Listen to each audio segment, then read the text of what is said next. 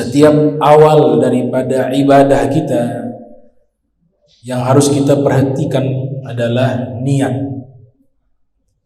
Tadi Al-Ustadz Ahmad sudah menyatakan bahwa kita harus memperhatikan tentang niat kita di dalam melakukan amal soleh.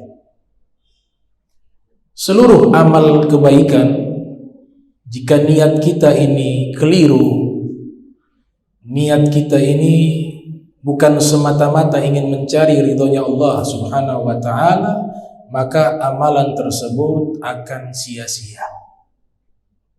Maka kita niatkan di malam hari ini untuk memperbaharui niat kita, memperbaiki niat kita dari seluruh amal ibadah kita, termasuk menghadiri majlis ta'lim, bahwa datang ke sini ingin meraih ridhonya Allah Subhanahu wa ta'ala, atau yang paling minimal ingin mendapatkan keutamaan majlis ilmu.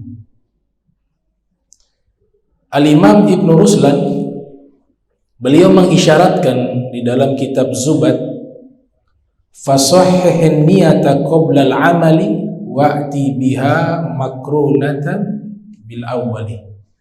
Jadi sebelum beramal, perbaiki dulu niat. Mau sholat, niatnya karena Allah. Mau berpuasa, niatnya karena Allah. Mau berdakwah, niatnya karena Allah. Melakukan seluruh amal baik harus niatnya karena Allah Subhanahu wa ta'ala. Saking pentingnya niat, ada ulama yang mengarang kitab khusus membahas tentang niat.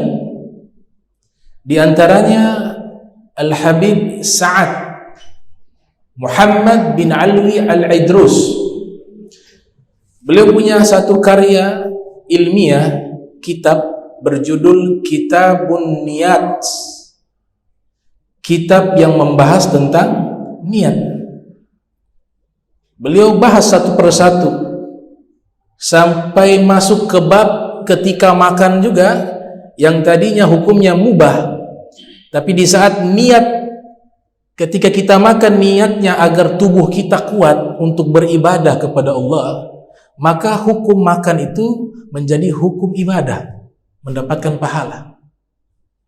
Jadi yang membedakan antara kebiasaan dengan ibadah itu adalah niat. An-niyatu tamyiz bainal ibadah wal 'adah. Niat itulah yang membedakan antara ibadah dan kebiasaan. Jadi perbanyak niat baik. Walaupun belum sempat kita lakukan niat baik tersebut karena ada beberapa hambatan, ada halangan, tapi karena niat kita itu sudah niat yang baik dan ada usaha ingin melakukannya namun terhalang oleh beberapa keadaan, maka Allah tetap mencatat sebagai pahala di sisi Allah Subhanahu wa ta'ala.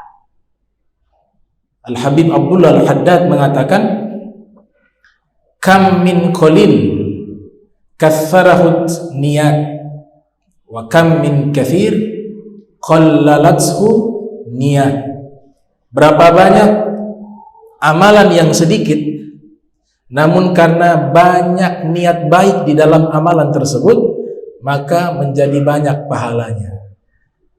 Dan berapa banyak amalan yang banyak, namun niatnya yang baik sedikit di dalamnya, maka pahala yang ia dapatkan sedikit.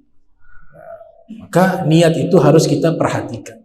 Fasahih niyata qabla al-amali wa'ti biha makrunatan bil awwalin. Profesor Dr. Sayyid Al-Muhaddith Al-Allamah Abuya Muhammad ibn Alwi ibn Abbas Al-Maliki Al-Hasani, beliau mengatakan niat itu bagaikan bibit. Bibit dari satu pohon, jika bibit yang kita tanam kualitasnya buruk, maka ketika pohon itu tumbuh terdapat cacat, batangnya rusak, rantingnya rusak, daunnya rusak, buahnya juga kualitasnya tidak baik. Sebabnya apa? Adalah bibit dan akar. Nah, bibit dan akar inilah niat. Niat inilah yang membuat amalan kita menjadi baik. Sebagaimana yang Allah isyaratkan di dalam Al-Quran, alam tara kaifa daraballahu mathala kalimah thayyibah kasyajaratin thayyibatin asluha thabitun wa far'uha fis sama'.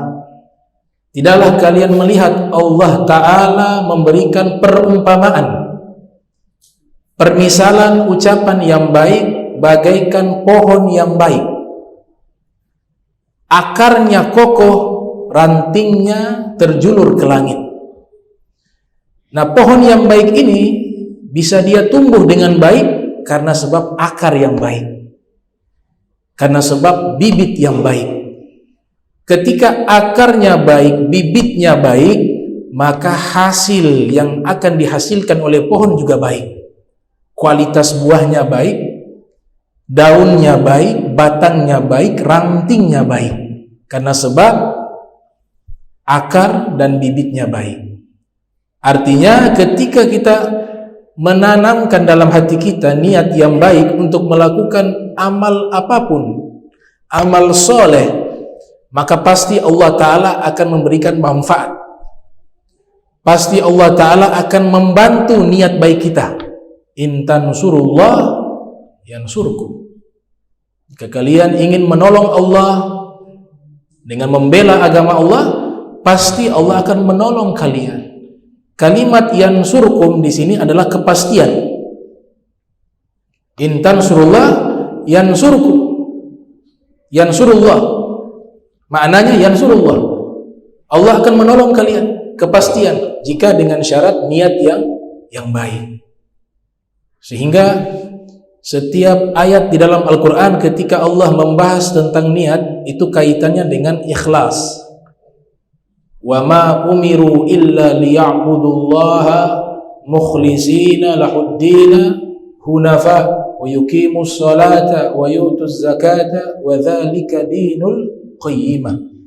Allah perintahkan kita ibadah harus memurnikan niat semata-mata ingin mencari ridhonya Allah Subhanahu wa ta'ala. La yanalallaha luhumuha wala dima'uha walakin yanaluhu at-taqwa minkum. Bahkan ketika Allah ilustrasikan ibadah kurban, Allah nyatakan daging dan darahnya ketika kita berkurban, Allah tidak meraih hasil apapun dari itu. Allah tidak memperoleh apapun dari daging yang kita kurbankan. Tapi yang Allah peroleh, yang Allah terima adalah takwa dari kalian. Al-Imam Ibnu Abbas ketika menafsirkan ayat tersebut, makna takwa adalah niat kalian yang Allah terima. Hadis yang populer menjelaskan juga tentang niat. Innamal a'malu binniyat. Seluruh amalan kita tergantung daripada niat. Al-Imam An-Nawawi yang lahir 631 Hijriah, wafat 676 Hijriah, dalam Syarah Muslim ketika menjelaskan makna hadis tersebut, beliau mengatakan la tasihhul a'malu syar'iyyatu illa binniyat. Seluruh amal ibadah jika tidak dimasukkan niat di dalamnya maka tidak sah. Itu pernyataan Imam Nawawi. La tasihhu al-a'malu asy-syar'iyyatu illa binniyat. Tidak sah amalan syariat, amal ibadah terkecuali dengan niat. Di dalam Al-Qur'anul Karim Allah Subhanahu wa taala juga menyatakan wa may yakhruj min baitihi muhajiran ila Allahi wa rasulihi thumma yudrikhul maut faqad waqa'a ajruhu 'ala Allah. Siapa yang keluar dari rumahnya berhijrah tujuannya ingin mencari ridhonya Allah dan Rasulnya, maka di saat dia keluar, baik itu menuntut ilmu, menghadiri majlis ilmu, atau menghadiri sholat berjamaah di masjid, atau seluruh amal kebaikan, namun kematian menyusulnya di tengah jalan, faqad waqa'a ajruhu 'ala Allah, maka sungguh dia mendapatkan ganjaran pahala di sisi Allah Subhanahu wa taala. Karena sebab apa? Karena sebab niat ilallahi wa rasulihi. Niatnya Allah wa Rasul. Al-Imam Asy-Syafi'i yang lahir tahun 150 Hijriah, wafat 204 Hijriah, beliau mengatakan hadis tentang niat itu, beliau nyatakan yadkhulu hadzal haditsu fi 70 baban minal fiqh. Hadis yang ketika Nabi mengatakan seluruh amalan tergantung dengan niat, hadis ini dia masuk kepada 70 bab fikih. Hadis tersebut masuk di dalam pembahasan para fuqaha, 70 pembahasan fikih. Beliau juga mengatakan yadkhulu fi hadzal hadithi thuluthul ilm. Hadis tentang niat masuk kepada sepertiga ilmu agama Islam. Tentang niat masuk kepada sepertiga ilmu agama Islam. Sehingga para ulama terdahulu mereka melakukan apapun itu selalu yang diperhatikan niat terlebih dahulu. Niat. Imam Malik bin Anas yang lahir tahun 93 Hijriah, wafat 179 Hijriah, diceritakan di dalam kitab Nurul Absar fi Manaqibi Ali Mukhtar. Imam Malik menyusun satu kitab hadis namanya kitab Al-Muwatta, tercatat sebagai kitab hadis pertama yang dibukukan, yang dikodifikasi. Beliau mengumpulkan hadis Rasulullah sallallahu alaihi wasallam selama 40 tahun. 40 tahun menghabiskan waktu untuk mengumpulkan hadis-hadis Nabi Muhammad sallallahu alaihi wasallam. Ketika sudah terkumpul hadis-hadis tersebut, beliau sendiri menyatakan, "Sannaftu hadzal kitab fa aradtuhu ala 70 faqihan min fuqaha'il Madinah fa kulluhum wata'uni ay wafaquni fa sammaituhul Muwatta." Ketika saya telah menyusun kitab tersebut, saya presentasikan di hadapan 70 ulama pakar hukum Islam yang ada di kota Madinah. Ketika dikoreksi oleh para ulama, diperiksa oleh para ulama yang jumlahnya 70 orang, seluruhnya sepakat bahwa kitab Al-Muwatta adalah kitab yang baik, yang diakui dan bisa menjadi rujukan.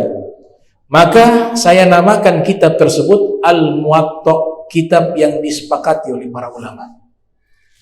Selesai kitab tersebut dikaji dan dinilai oleh 70 ulama ahli fikih yang ada di kota Madinah, maka Imam Malik mengambil kitabnya beliau yang sudah susah payah beliau kumpulkan hadis Rasul selama 40 tahun. Beliau lemparkan kitab beliau di sungai.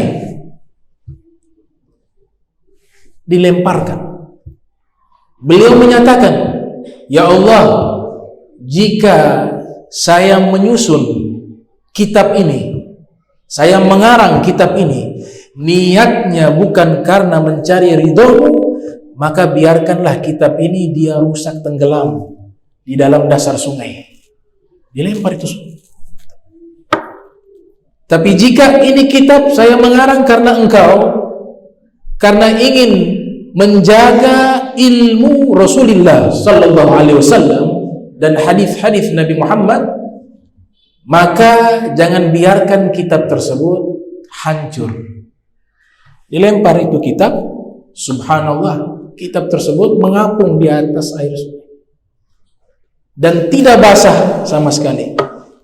Ketika diambil itu kitab, beliau mengatakan, ini isyarat bahwa aku menyusun kitab Al-Muwatta bukan mencari keuntungan duniawi, bukan mencari popularitas, tapi aku mengumpulkan kitab hadis ini untuk mencari ridhonya Allah dan ridhonya Nabi Muhammad sallallahu alaihi wasallam.